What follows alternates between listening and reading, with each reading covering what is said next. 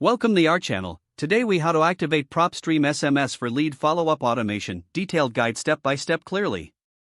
To activate Propstream SMS for lead follow-up automation, begin by logging into your Propstream account. Navigate to the dashboard, where you'll find your main menu.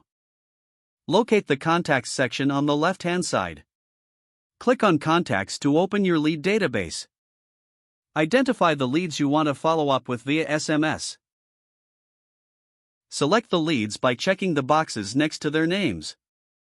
Once your leads are selected, look for the SMS button at the top of the page. Click the SMS button to initiate the messaging process. A new window will pop up for you to draft your message. Compose your SMS message, making sure it's clear and concise.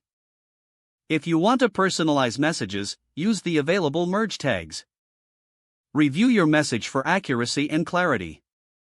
After finalizing your message, determine how you want to send it. You can choose to send the SMS immediately or schedule it for later. If scheduling, select your desired date and time.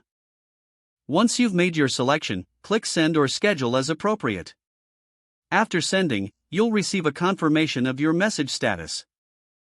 To view the history of sent messages, return to the Contacts section.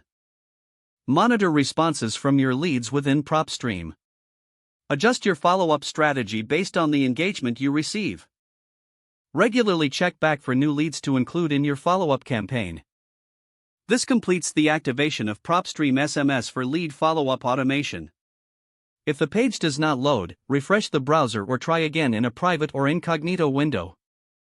Make sure you are using the correct email address, then retype it carefully to avoid small typos.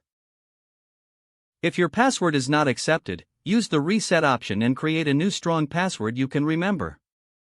Check your spam folder for verification or security emails, then complete any requested confirmation steps. Enable two-factor authentication if available to improve account security and reduce unauthorized access risk.